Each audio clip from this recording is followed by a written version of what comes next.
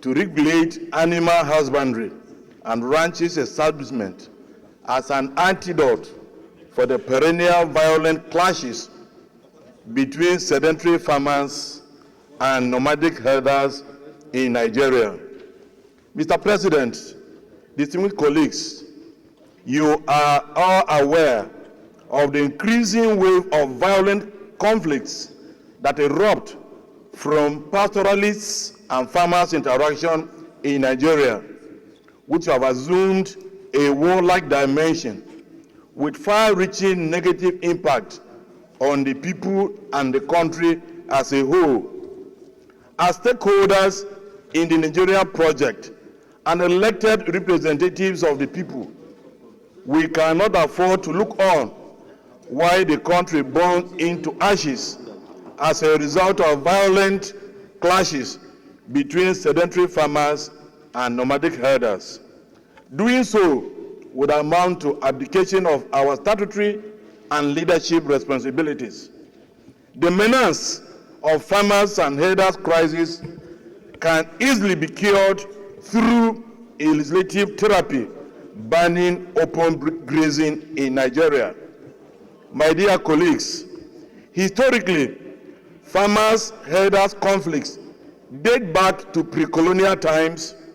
However, these violent conflicts have become more severe, intense, and frequent in recent decades due to a number of factors, which include, but not limited to, the following: population pressure, climate change, livestock mobility and marketability, absence of laws on pastoralism, inefficient conflict management mechanisms, proliferation of arms, and urbanization, etc.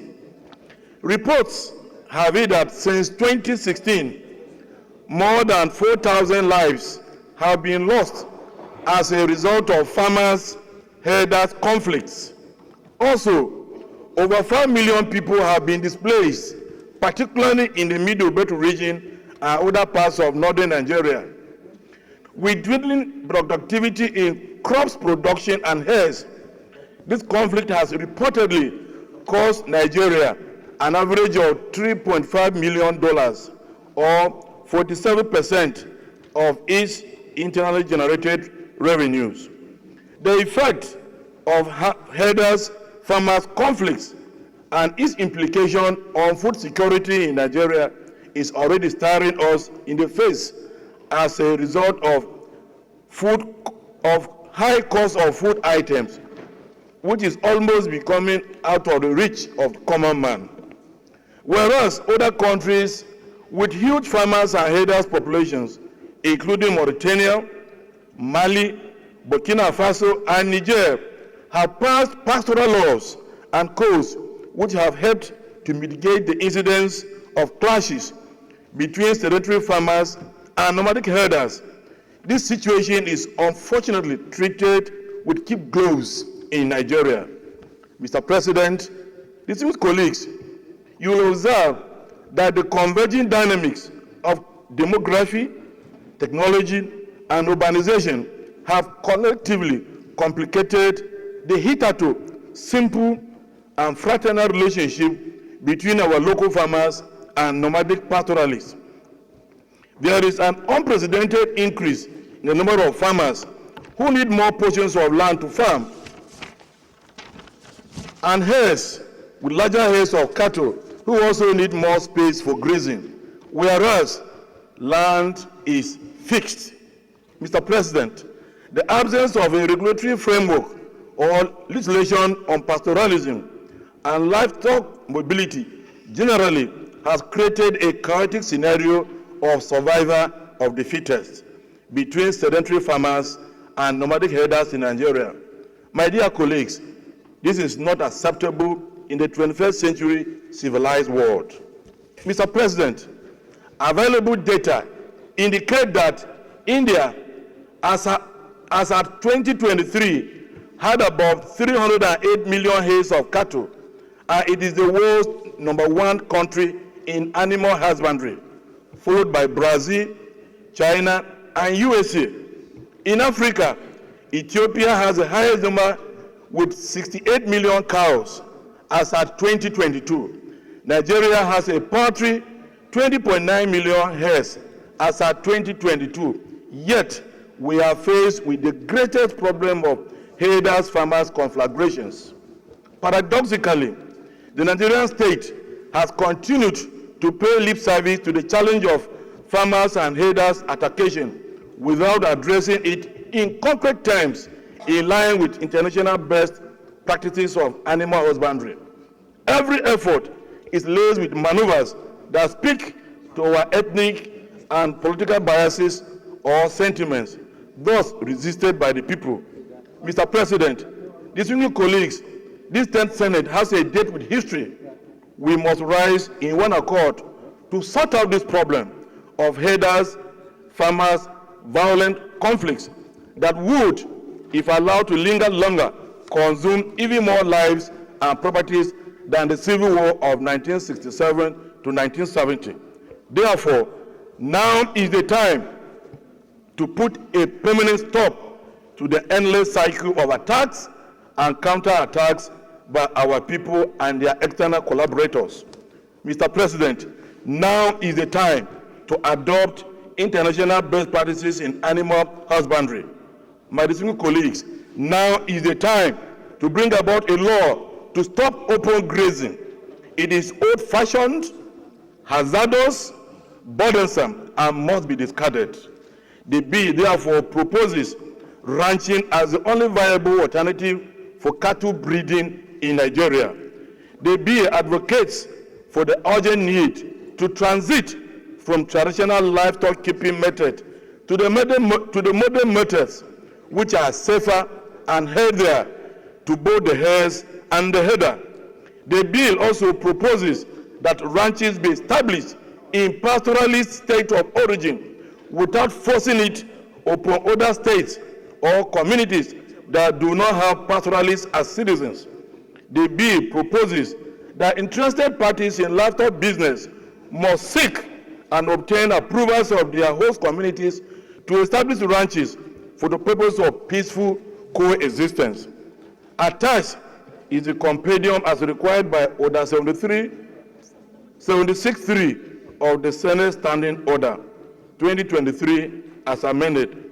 My distinguished colleagues, Mr. President, I urge you to support this bill for a second reading. I so submit, Mr. President. Thank you. Distinguished Senator, drawing our attention to a very critical part of our national life that is leading to a disintegration of our lives through the incessant herder-farmer clash, destruction of plants and all that by those. And indeed, that has also led to the invasion of Nigeria by those who call themselves herders but are not Nigerian citizens. I recall, as a member of this Senate, that this bill at a particular time was also introduced on the floor of this Senate by Senator Kwankwaso. I recall also the problem that was following the debate, and that problem is what we will need to tackle if we have to get to the nitty-gritty of this bill. While I agree that now is the time for us to stop open grazing, it also means that this is also the time for us to take another look at the law that makes land to be in the hands of states. Because there's no way you're going to be able to establish a ranch in a state if the state government says that they don't want it. I'm glad that Senator Zam has said that those who are sedentary, in states of origin of the herders, should be able to establish ranches. And of course, he has also given us the costing. But in order to do this, we must go back and look at the law. Because if we don't deal with that law, merely asking people to go, if they want to establish ranch, to now go and talk with those. No one owns land. It's the state governments that own land. That means that even if you agree with the owners or settlers or a community or that, if the state government does not give its consent, then it means that you will not be able to go forward with it. So as we consider this, I also want us to look at the Land Use Act as an impediment to this particular very wonderful bill, to ensure that we can get and put to rest this matter of header farmer clash. And I can see why. And I want to also recall to all my colleagues that at a particular time, the former governor of Kano State, Ganduje, suggested to everyone that he has enough land in Kano State for all the headers in Nigeria to come and graze. But of course, what happened is that some people are using these headers and all that to destabilize this country. Just 2 weeks ago, I was at home in my own local government in Obingwa, far down in the southern part of Nigeria in Abia State. Some women came to me and said that the herders were bringing their cows to finish up all their planted, and that there's nothing they can do. That even when they come there, they will threaten them that they are going to kill and maim, and there's nothing they can do about it. They wanted for me to do something about it. So I had to go to the local government chairman and said, let's go and see the DPO and let us, and they had to go to plead with those headers. That is the extent to which this has reached. Everyone in Nigeria, if you go from the west to the coast, all the way up to the middle belt, and you go up to the north, farmers are under threat. And what it has led to is the food crisis that we have today. So I support this bill, and I say, as we consider it, let us also look at all the elements that will make us bring out a bill that will be for the interests of Nigeria. I so discussed just a few weeks ago, and today it has reached the second reading. I think we must be commended. This issue, I believe, if we handle it with all the seriousness that is deserved, we will begin to see respite in the farmers-herders clashes. But distinguished Senate President, please, we should expand the role of the Commission, not only at establishing ranches. There is need for extension services.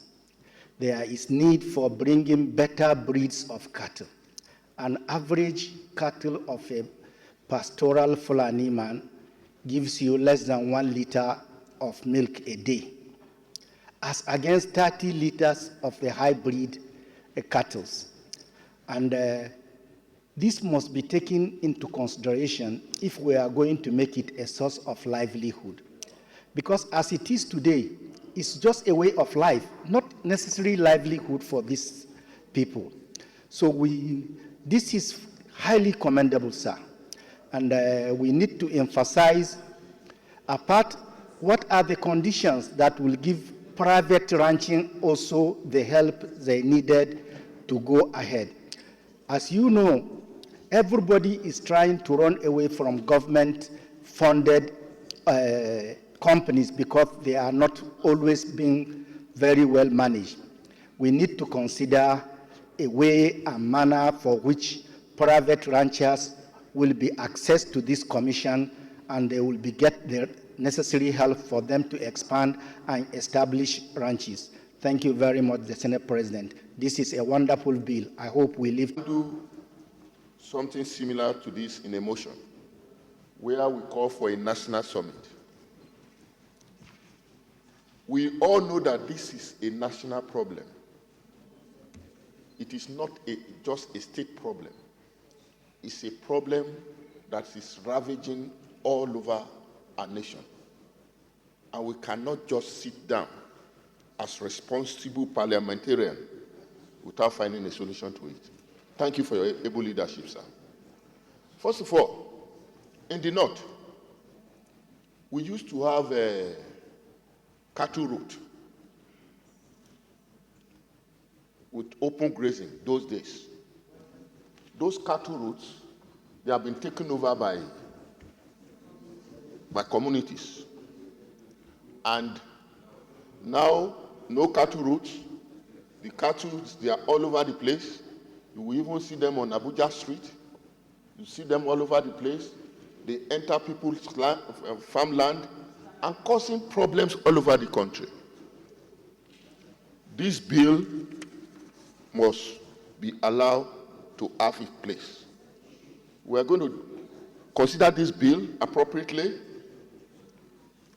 It's not, all states must be ready to have cattle ranch. You know, the last government, they set up something that they called Rugard.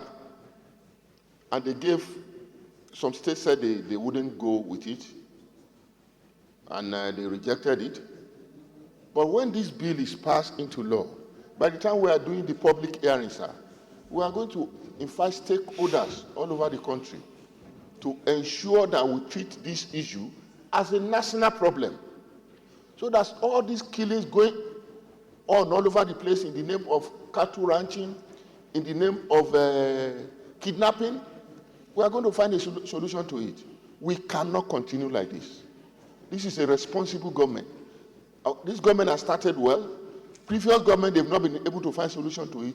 I believe the leadership of National Assembly, headed by you, and the leadership of this country, headed by Asiwaju Bola Ahmed Tinubu, will find a solution to this problem. We are going to start with this bill. And we are going to pass it into law by God's grace. Thank you. The major must have a public hearing. We must bring in all the stakeholders, the Farmers Association, the Mitiala, and then we must bring in the state governments and all the stakeholders so that everybody will have a say. And we must have a holistic discussion on this. And then also, like Senator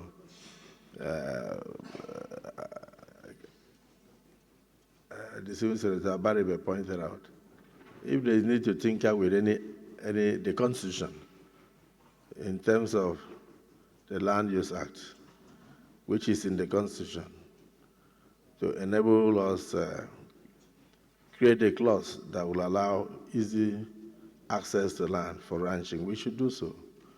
And then we should also know that many people may not have money to go into ranching.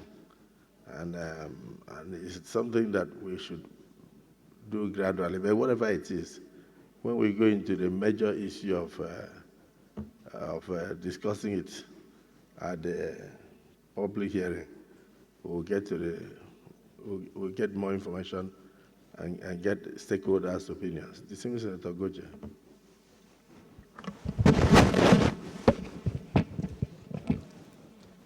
Thank you, Mr.